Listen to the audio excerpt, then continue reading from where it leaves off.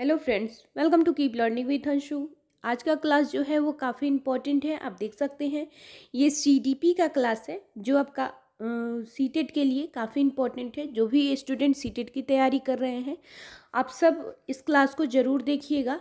ये क्लास जो है वो काफ़ी शॉर्ट है बट आपका PYQ question answer question paper से लिया गया क्वेश्चन है, तो इसको ज़रूर देखें, आपके लिए काफ़ी हेल्पफुल होगा। और फ्रेंड्स, अगर आप पहली बार चैनल पे आए हैं तो प्लीज़ चैनल को ज़रूर सब्सक्राइब कीजिएगा एंड अगर वीडियो पसंद आए तो प्लीज़ वीडियो को लाइक कीजिएगा। ठीक है, अपना क्लास स्टार्ट करते हैं जिसमें आज का हमारा फर्स्ट क्वेश्चन है। यहाँ आप देख सकते हैं कि रक्षा तंत्र बहुत सहायता करता है किस चीज़ में? हिंसा से निपटने में, दबाव से निपटने में, थकान से निपटने में, या फिर जो है कि अजनबियों से निपटने में। ठीक है, तो यहाँ पे हमारा जो राइट आंसर होगा वो होगा बी, यानी कि दबाव से निपटने में।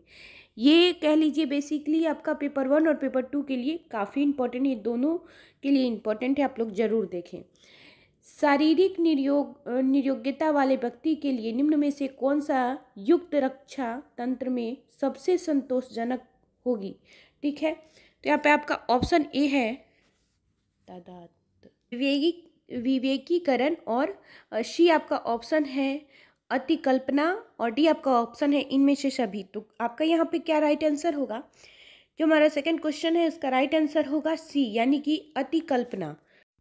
अगला हमारा क्वेश्चन है कि जो बालक है वो प्रसंग बोध परीक्षण जो है कि कक्षा की आयु के बालकों के लिए बनाया गया है।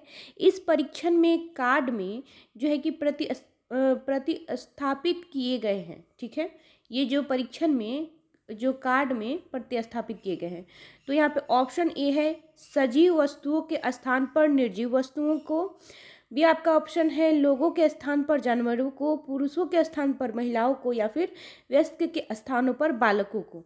ये सब चीज़ें आपको कार्ड के स्थान पे स्थापित किए गए हैं। तो ये बताइए कि यहाँ पे क्या राइट आंसर होगा?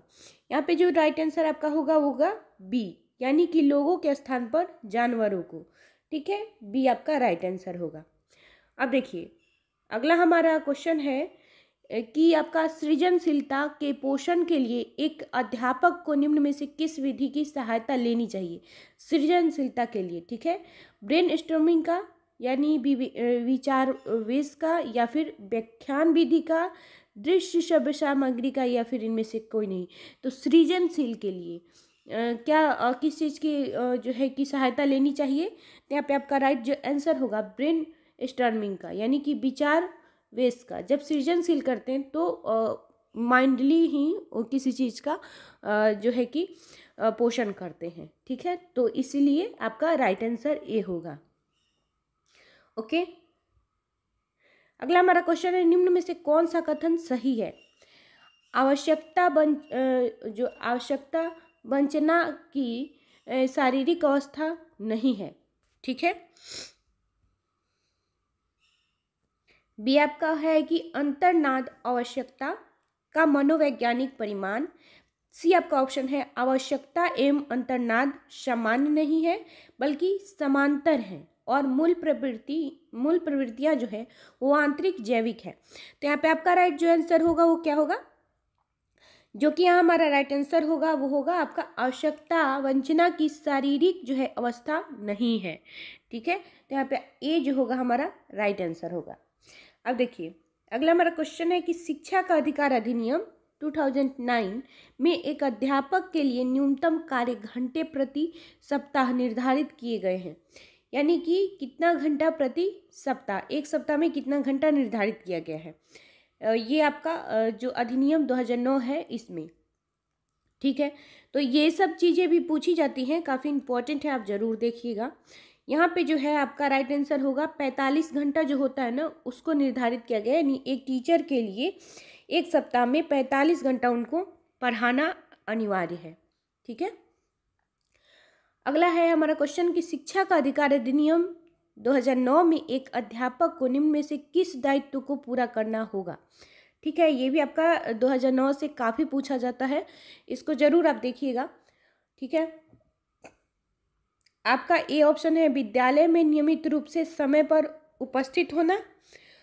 बी आपका ऑप्शन है पाठ्यक्रम का संचालन पूरा करना, या फिर सी आपका ऑप्शन है संपूर्ण पाठ्यक्रम को निर्धारित समय पर पूरा करना, या फिर इनमें से सभी। तो यहाँ पे आपका जो राइट आंसर क्या होगा, 7th क्वेश्चन है जिसका हमारा राइट आंसर होगा ऑल। ठीक है, यहाँ पे ऑल सभी आपका राइट आंसर होगा, सभी को जो है कि पूरा करना होगा। ठीक है, विद्यालय में नियमित रूप से इस समय पर उपस्थित होना है, पाठ्यक्रम का संचालन पूरा करना है और संपूर्ण पाठ्यक्रम को निर्धारित समय पर पूरा करना होगा। ठीक है, अगला है राष्ट्रीय पाठ्यचर्या रूपरेखा 2005 में शांति शिक्षा को बढ़ावा देने के लिए कुछ क्रियाओं की अनुशंसा की गई है। पाठ्यक्रम रूपरेखा में निम्न में से किसे सूचीबद्ध किया गया है।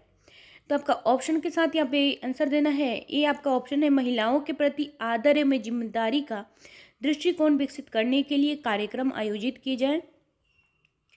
बी आपका ऑप्शन है नैतिक शिक्षा को पढ़ाया जाए। सी आपका ऑप्शन है शांति शिक्षा को एक अलग विषय के रूप में पढ़ाया जाए। और डी आपका ऑप्शन है शांति शिक्षा को पाठ्यक्रम में सम्मिलित किया जाए। तो यहाँ पे आपका जो राइट आंसर होगा वो होगा महिलाओं के प्रति आदर एवं जिम्मेदारी का दृष्टिकोण विकसित करने के लिए आपका जो है कि कार्यक्रम आयोजित किए जाए। ठीक है, यहाँ पे हमारा जो राइट आंसर होगा वो होगा ए।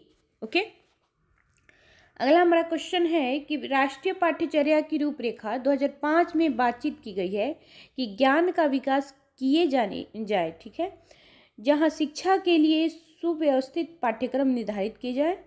बी आपका ऑप्शन है आपका शैक्षिक केंद्र से विषय केंद्र होने पर। सी आपका ऑप्शन है विद्यार्थी केंद्र से अध्यापक केंद्रित होने पर की ओर, या फिर डी आपका ऑप्शन है इनमें से कोई नहीं। तो यहाँ पे हमारा राइट आंसर क्या होगा, राष्ट्रीय पाठ्यचर्या की रूपरेखा जो 2005 में बातचीत की गई है वो ये है कि ज्ञान का विकास किया जाए, यानी ऑप्शन आपका ए है, जिसमें शिक्षण के लिए सुव्यवस्थित पाठ्यक्रम निर्धारित किए जाए। ठीक है, यहाँ पे आपका राइट आंसर ए होगा। अगला जो है क्रियात्मक अनुसंधान का उद्देश्य है। क्या उद्देश्य है, नवीन ज्ञान की खोज करना। बी आपका ऑप्शन है शैक्षिक परिस्थितियों में व्यवहार विज्ञान का विकास। सी आपका ऑप्शन है विद्यालय तथा कक्षा की शैक्षिक कार्यप्रणाली में सुधार लाना, या डी आपका ऑप्शन है इनमें से कोई नहीं, इनमें से सभी, यानी ऑल। तो यहाँ पे आपका राइट आंसर जो होगा वो होगा कि विद्यालय तथा कक्षा की शैक्षिक कार्यप्रणाली में सुधार करना है। ठीक है, यहाँ पे आपका जो राइट आंसर होगा वो सी होगा। ओके, उसके बाद से आपका अगला क्वेश्चन है राष्ट्रीय पाठ्यचर्या रूपरेखा 2005 के अंतर्गत परीक्षा सुधारों में निम्न में से किस सुधार को सुझाया गया है।